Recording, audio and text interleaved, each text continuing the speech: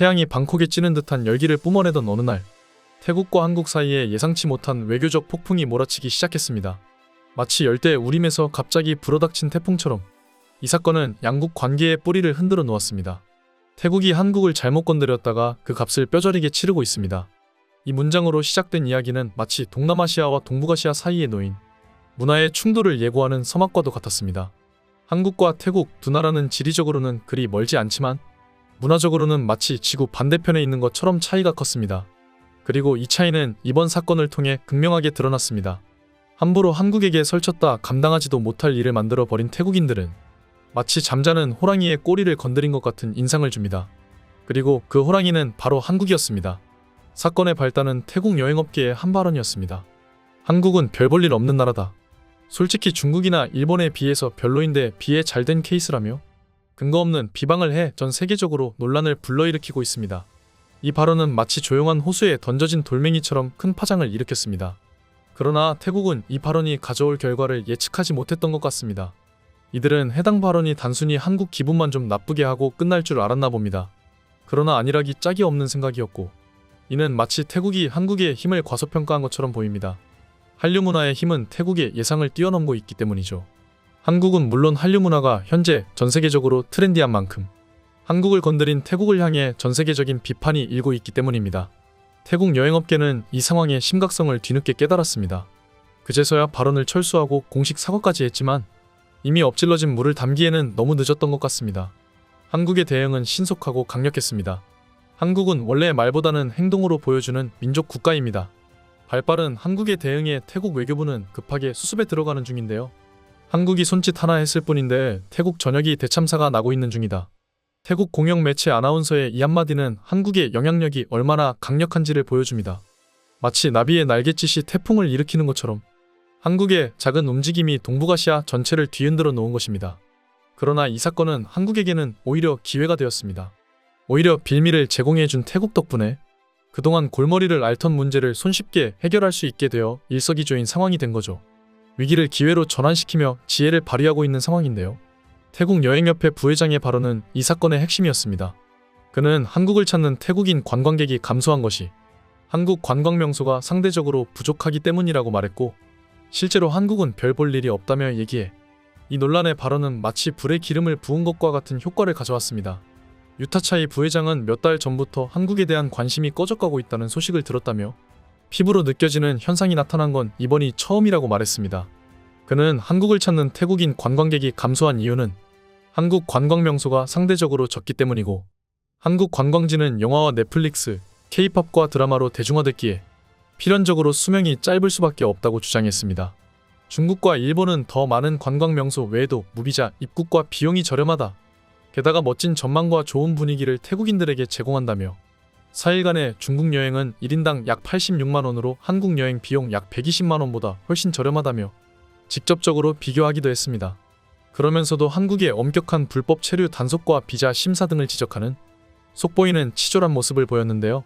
문화체육관광부와 한국관광공사는 현지 문화원 등을 통해 이 부회장의 인터뷰 내용에 대해 문제를 제기했습니다.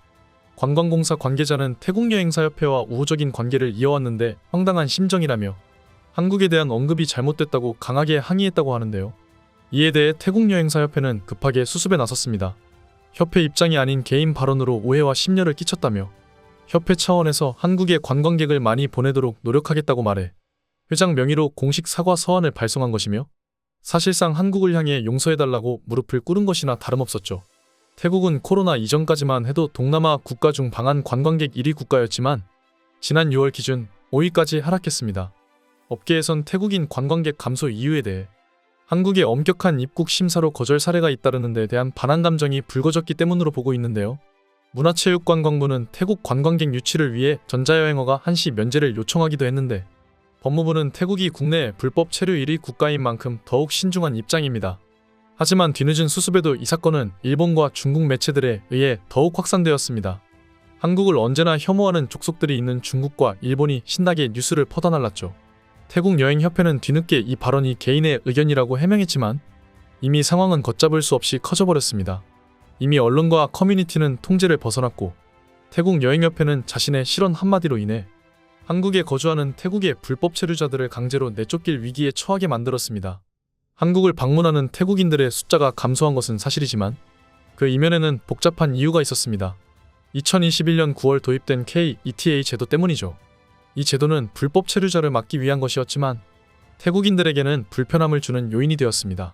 국내에 입국한 태국인 불법 체류자 수는 2015년 5만 2천여 명에서 작년 9월 15만 7천여 명으로 3배 가까이 급증했는데 이 통계는 최근 한국이 왜 입국 심사를 강화할 수밖에 없었는지를 잘 설명해줍니다. 그러나 태국 측에서는 이러한 한국의 입장을 이해하지 못하는 듯 보입니다.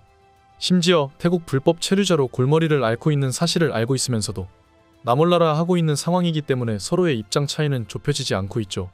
이 상황은 작년 말 한 태국 인플루언서의 사건으로 더욱 악화되었습니다. 지난해 말 태국 여성 인플루언서는 한국에서 출입국 심사를 통과하지 못해 구금됐다가 강제 송환당하는 일이 발생했었는데요. 이 사건이 와전되면서 태국인들의 반감을 더욱 키웠습니다. TTAA 회장은 이 상황을 이용해 한국을 비난했습니다. 한국 여행 거부 운동이 일어나기 전 한국은 태국에서 3대 인기 여행지 중 하나였지만 그런 시절은 끝났다고 말하며 자신들의 책임은 쏙 빼고 한국을 비난했습니다. 자신들의 잘못은 인정하지 않고 남의 탓만하는 것이었죠. 그러나 이러한 태국의 반응은 오히려 한국에게 유리하게 작용했습니다. 해당 발언으로 인해 한국에서는 오히려 명분이 생긴 것인데요.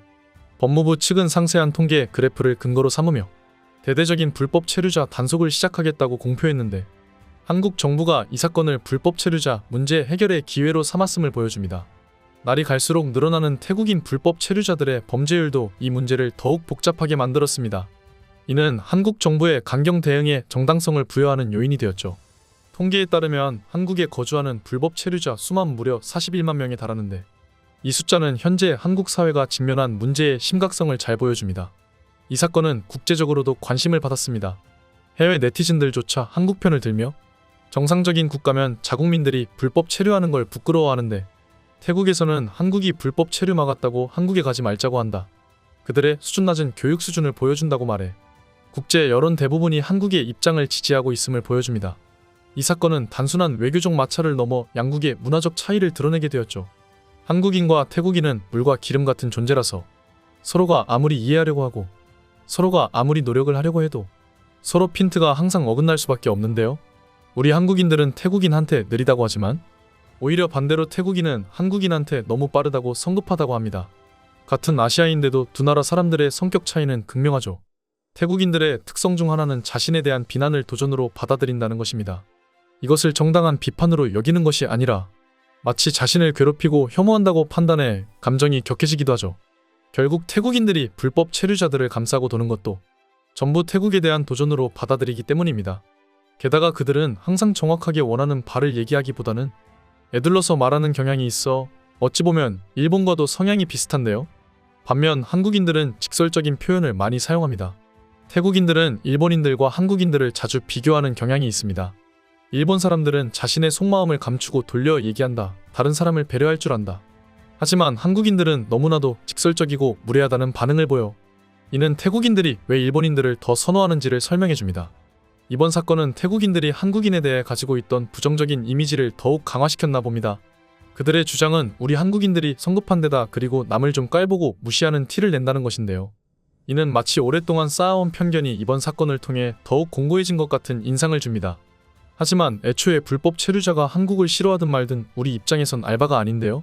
올바른 사고방식과 가치관을 가진 사람들만 한국에 왔으면 좋겠네요. 항상 영상 봐주셔서 감사드립니다. 구독과 좋아요는 영상 제작자를 춤추게 합니다.